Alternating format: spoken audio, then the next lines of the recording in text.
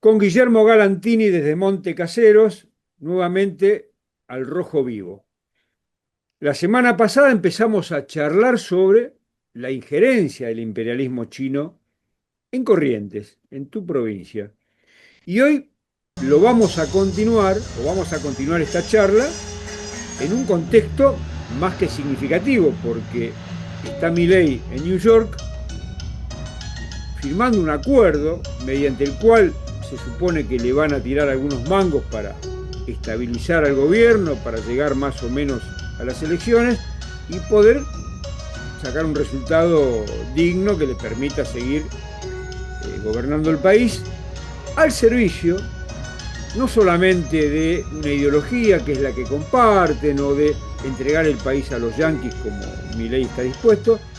sino principalmente, y eso se lo han dicho los funcionarios yanquis, y lo han recogido varios editorialistas, entre ellos Carlos Pagni, que recomiendo el último programa de Odisea Argentina, donde creo que en el minuto 20, 20 y pico explica que este acuerdo con Trump, o el acuerdo que pretende Trump entregándole plata a Milei, es para frenar el avance del peligro chino, que se materializa o se materializaría en Kicillof. El triunfo electoral de Kicillof prendió las lamparitas de alerta en los imperialistas yanquis, porque Kicillof no es maoísta, no es izquierdista, bueno, los chinos tampoco son maoístas ni izquierdistas, hoy por hoy son imperialistas, pero representa a un sector cada vez más grande en la provincia de Buenos Aires, fundamentalmente aquellos que proveen commodities, o sea, materia prima, a China. Y están ganando mucho dinero exportando granos, por ejemplo, o vacas, como el caso de Corrientes, razón por la cual no es casual, aunque se hayan sorprendido algunos sectores, de que Kicillof ganó las elecciones en un sector agropecuario, en distritos agropecuarios. Claro, están haciendo negocios y él los representa y está cada vez más cerca. El último dato,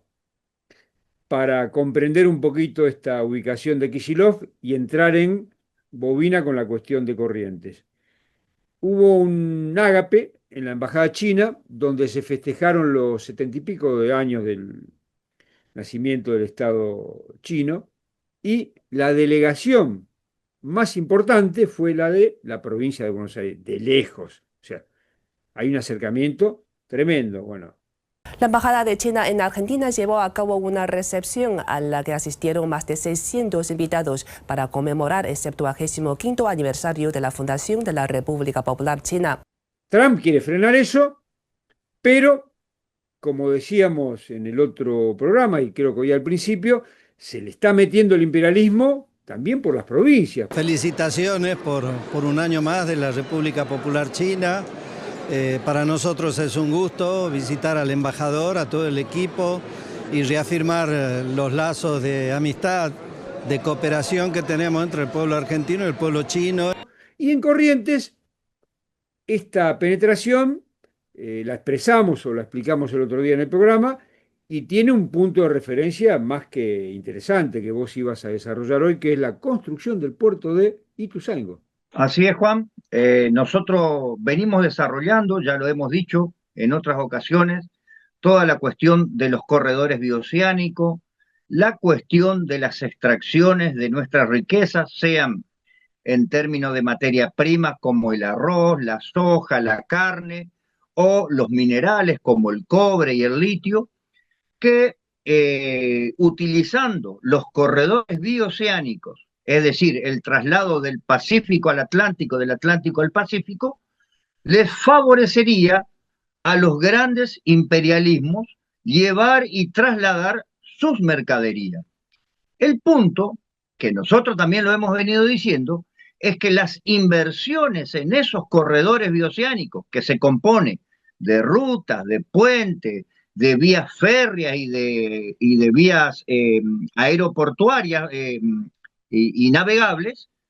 lo viene mayoritariamente haciendo el imperialismo chino. En el programa anterior hemos visto cómo la provincia de Corrientes desde el 2010 hasta el 2025 ha tenido contactos no solamente epistolares con los gobiernos y una provincia específica de China, sino que ha tenido encuentros con funcionarios de empresas, con gerentes de esas empresas, incluso representantes del gobierno de Corrientes han tenido encuentros con el embajador chino para resolver inversiones en la provincia de Corrientes. Hemos cambiado una visión de lo que veníamos y de lo que está ocurriendo en el mundo. Hemos tenido varias invitaciones para ir a China y hemos aceptado. No es la primera vez, ya que recuerdo que en un tiempo el vicegobernador Pedro Brayar Pocar estuvo en la provincia de Heilongjiang hace un tiempo. Nosotros tenemos, por lo que venimos desarrollando, no solamente en estos programas, sino lo que venimos desarrollando con el compañero de Venezuela, entendido que los chinos te prestan dinero si después tienen la posibilidad de operar. Un hecho totalmente diferente al préstamo que te hacen en Estados Unidos. Te dan la plata y después te cuelgan con los intereses de la deuda. Y vos las tenés que pagar, pero no se interesan por operar. Bueno, la cuestión con los chinos viene por este lado. Resulta que luego de todo este proceso, que no fue solamente epistolar de relaciones entre Corrientes y China, en junio, a 2 meses de las elecciones, se inaugura uno de los puertos más grandes de América Latina, en Ituzaingó. 300 metros de superficie, capaz de albergar 40.000 contenedores, capaz de trabajar con 4 barcazas al mismo tiempo, donde cada barcaza incluye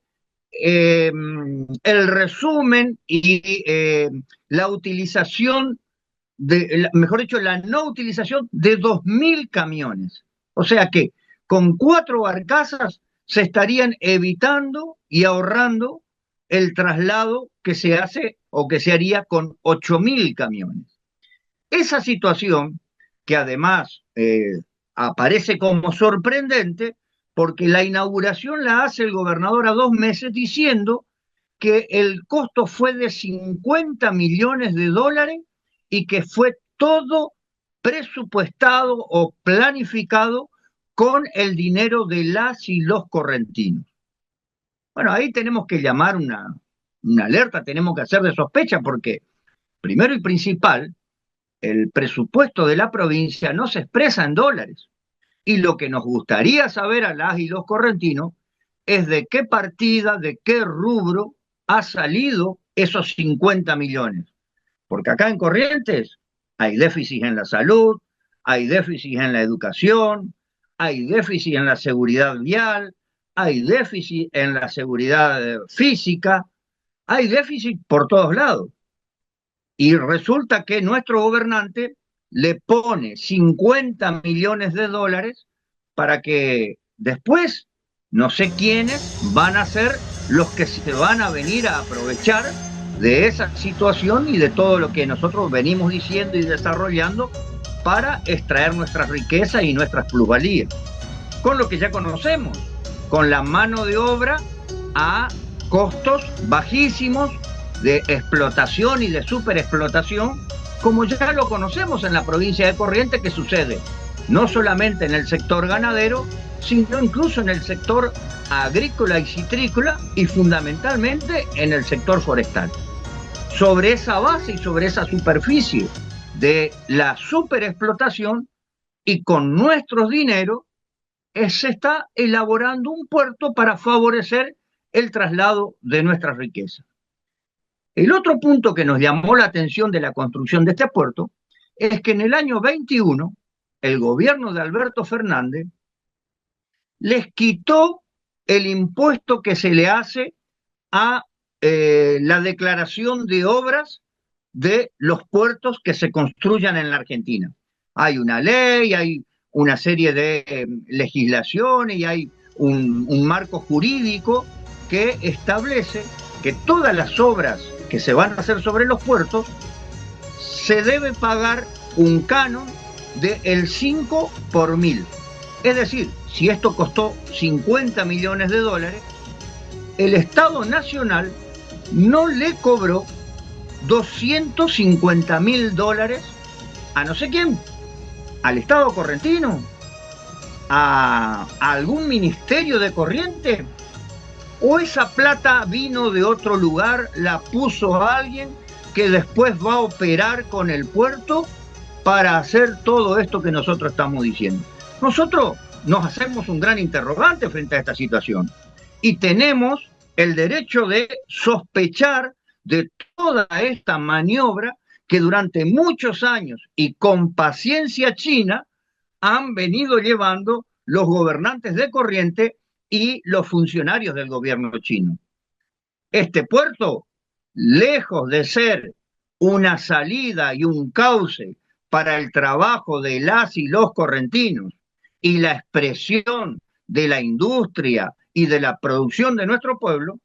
va a ser la sangría que se va a expresar no solamente en materias primas de primera necesidad, como el arroz, la carne y la madera, sino lo que ya dijimos, lo que tiene que ver con las mineras del norte, que van a encontrar en este puerto un lugar más rápido para llevar el litio, el cobre, el oro, todo lo que están todavía sacando. Después de 400 años, nos siguen sacando las riquezas. Entonces nosotros ahora estamos en una situación, en la región de la Mesopotamia, en la región del norte, con situaciones que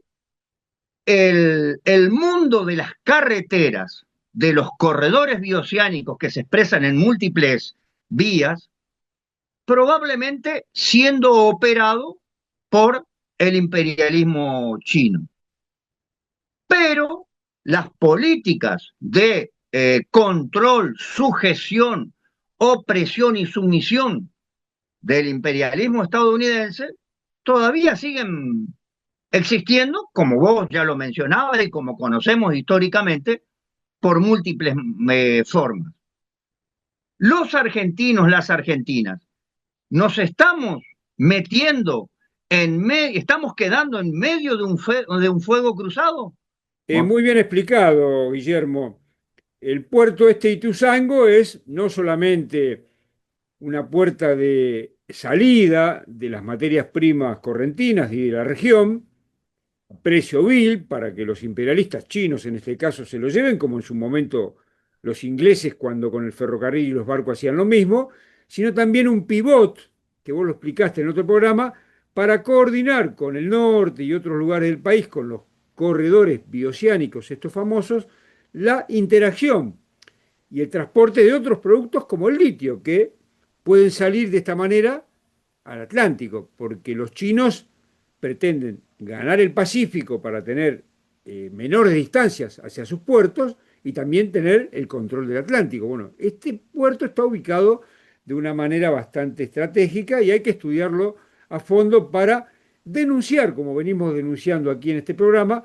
que la liberación nacional, que es necesaria para poder desarrollar el país y vivir dignamente, no responde solamente a la necesidad de enfrentar al imperialismo yanqui, que nos tiene como el patio trasero, sino también a todos los que quieren ocupar su lugar, particularmente a los chinos que están ganando un espacio enorme. El enfrentamiento en esta guerra comercial, que tiende a transformarse en guerra directa, puede llegar a que esa combinación contradictoria, dialéctica entre la represión nacional organizada por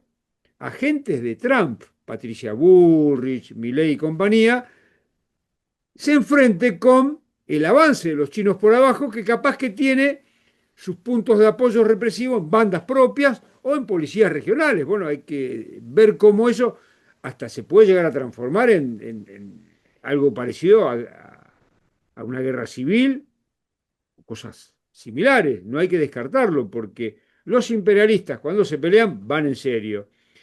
Y tenemos dos guerras mundiales de por medio para atestiguarlo, pero también tenemos este tipo de enfrentamientos, por ejemplo, en África, cuando cada una de las potencias, con los alemanes, los belgas, los franceses, los ingleses, los españoles, los portugueses, se peleaban por tal o cual territorio y se enfrentaban militarmente. Claramente, cuando hablamos de fuego cruzado, no estamos, Juan,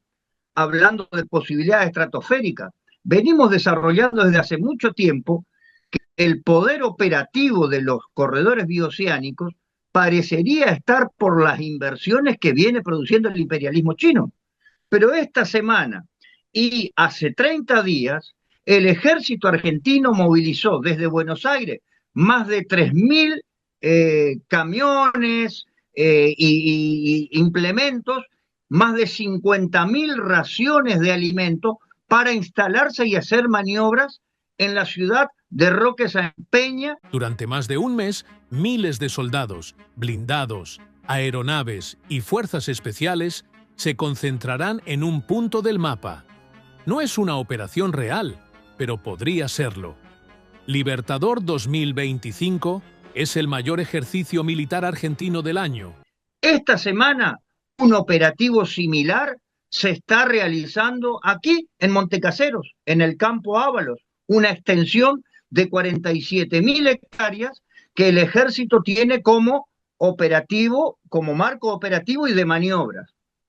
Estas situaciones, ¿quién dice que no pueden ser las alertas que desde un lado y del otro se estén propinando para tener el control sobre todo esto que nosotros venimos hablando de los corredores, de los aeropuertos, de las vías navegables, de los puertos, de las vías férreas? Bueno, nosotros estamos